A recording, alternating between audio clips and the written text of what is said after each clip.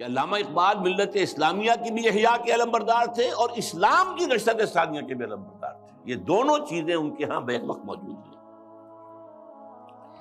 البتہ ایک بات نوٹ کر لیجئے، کوئی انسان بڑے سے بڑا مفکر ایسا نہیں ہوتا کہ ابتدا ہی سے اس کا فکر پختہ ہو. اسے منازل میں سے گزرنا ہوتا ہے. لَتَرْكَبُنَّ طَبَقًا عَنْ طَبَقٍ، درجہ بدرجہ آگے جانا ہوتا ہے. یہ معاملہ انبیاء کا ہے، رسولوں کا ہے، جن کو اول روز سے ہی اللہ تعالیٰ کے ساتھ جن کا رشتہ قائم ہوتا ہے وحی کا. لیکن غیر نبی کوئی بھی بڑے سے بڑا انسان. چنانچہ علامہ اقبال کی زندگی کے بھی 4 ادوار کا میں ذکر کرنا چاہتا ہوں. 1894-95 سے انہوں نے شعر کہنے شروع کیے ہیں یہیں شہر لاہور میں. اس سے لے کر 1905 تک یہ 10 سال لگ بھگ بنتے ہیں. وہ ایسے ہی ایک شاعر تھے جیسے بہت دوسرے شاعر ہوتے ہیں، بس یہ کہ اس میں فنی طور پر کچھ ان کا پڑھا بھاری ہوگا بعض اعتبارات سے، لیکن وہی عشق و محبت کی باتیں اور وہی ہجر اور وصال کے قصے اور وہی گل و بلبل کی داستانیں، کی گود میں بلی دیکھ کر، یہ اس قسم کے مضامین. اور اس کے ساتھ اس وقت وہ ایک انڈین نیشنلزم کے بھی علمبردار بن کے سامنے آئے. ایک نیا شوالہ اس دیش میں بسائیں، گویا کہ ہندوستان مسلمان، ہندو اور مسلمان مل کر کوئی ایک معبد تعبیر کرے.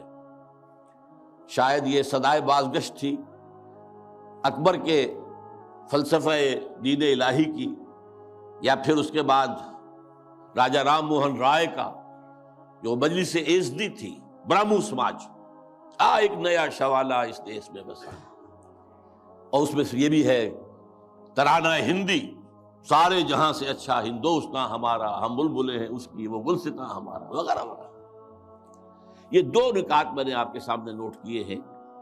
یہ ہے 1905 تک کا وقت.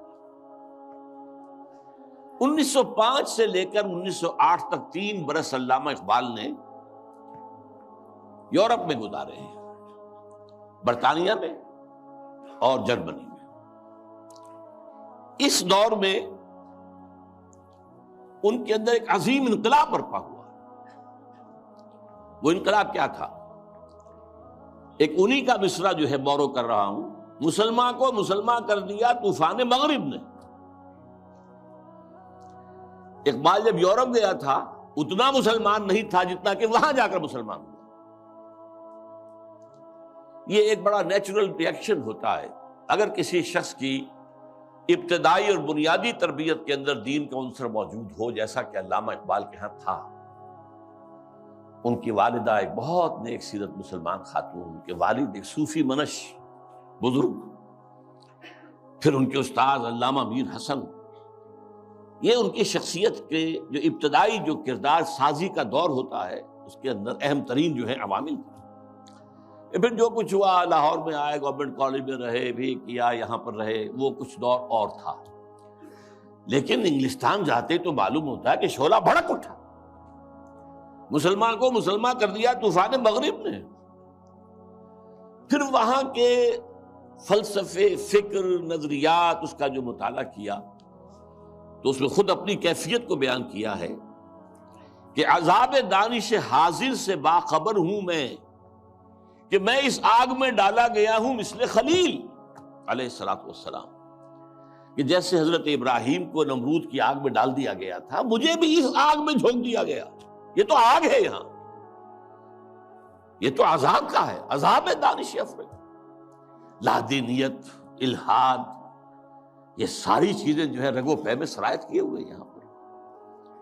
لہذا عذاب دانش حاضر سے باخبر ہوں میں کہ میں اس آگ میں ڈالا گیا ہوں مثل خلیل. اللہ نے حضرت ابراہیم کو بھی وہاں سے زندہ و سلامت نکال لیا تھا. علامہ اقبال بھی وہاں سے جب آئے ہیں تو ایک مومن کا ذہن اور فکر لے کر آئے ہیں، مومن کا دل لے کر آئے. اس وقت کی ان کی جو ایکویٹی آف ویژن تھی اس کا اندازہ کیجئے. 1905 سے 8 تک کے حالات، اور انہوں نے مشاہدہ کر لیا تھا کہ فرنگ کی رگے جہاں پنجے یہود میں، اور بھی بہت لوگ جاتے آتے تھے، انگلستان جاتے تھے، کسی نے دیکھا کہ دیکھنے والوں ہی کو دکھائی دیتا ہے، صاحب بصیرت لوگوں ہی کو. تو علامہ اقبال بہت بڑے سیر تھے، دیکھنے والے تھے. ایک تو حال کا مشاہدہ گہرا اور ایک مستقبل کے بارے میں بھی. ان کی نگاہیں بہت تیز تھی. گاہ میری نگاہ تیز چیر گئی دل وجود. اس کے بعد سن 8 سے 1938 تک 30 برس. اب یہ ہے ان کا وہ دور جس میں اگرچہ انہوں نے شاعری کو جاری رکھا ہے، شاعری کی ہے، لیکن ساتھ ہی یہ بھی کہا ہے مرا یاراں غزل خانے شمردند، مجھے خامخواہ لوگوں نے شاعر سمجھ لیا ہے، غزل خاں سمجھ لیا ہے. اور شکوہ کیا ہے کہ ہر کسے از ظن خود شد یاد من وز درون من نجست اسرار من. میرے بہت سے دوست بنے ہوئے ہیں، عقیدت مند ہیں، آتے ہیں، سب کچھ ہے، لیکن کوئی میرے اندر جھانک کر نہیں دیکھتا کہ اس کے اندر ہے کیا، وہ کیا چیز ہے جو مجھے بے چین کیے ہوئے. اس سے کسی کو دلچسپی ہی نہیں ہے. یہ جو دور ہے 30 برس کا، میرے نزدیک اس میں اقبال کی سب سے بڑی حیثیت یہ ہے کہ وہ قرآن مجید کا اس دور کا سب سے بڑا شارح ہے. میں لفظ تفسیر استعمال نہیں کر رہا، وہ ایک ٹیکنیکل ٹرم ہو جائے گی. شارح اقبال قرآن، اور ساتھ ہی سب سے بڑا داعی ہے. میرے علم میں نہیں ہے کہ کسی اور شخص نے اس شد و مت کے ساتھ مسلمانوں کو قرآن کی طرف دعوت دی ہو کہ لوٹو قرآن کی طرف. سادہ ترین الفاظ میں وہ زمانے میں معزز تھے مسلمان ہو کر اور تم خار ہوئے تاریک قرآن ہو کر. اے جو شبنم بر زمیں افتندئی در بغل داری کتاب زندئی. اے وہ قوم جو شبنم کی طرح زمین پر پڑی ہوئی ہے اور لوگ اسے اپنے قدموں سے توڑ رہے ہیں، پامال کر رہے ہیں، ہوش میں آ، تیرے پاس وہ کتاب زندہ موجود ہے. جیسے حضرت موسیٰ علیہ السلام کے پاس بھی عصا تو تھا، لیکن جب دربار میں جب وہ مقابلہ ہو رہا تھا اور جادوگروں نے اپنی رسیاں پھینکی، وہ بھی سانپ بن گئے، تو حضرت موسیٰ کے دل میں بھی خوف آ گیا. فَأَوْجَسَ فِي نَفْسِهِ خِیفَةً موسیٰ. یہ بربنائے طبع بشری ہے. اس طرح کی چیز کا معاملہ انبیاء کے عصمت کے منافی نہیں ہے، بربنائے طبع بشری. کہ میرا معجزہ بھی تو یہی تھا نا جو اللہ نے دیا تھا کہ میرا عصا جو ہے وہ اژدہا بن گیا، یہ تو انہوں نے سانپ بنا دیے، اب کیا ہوگا؟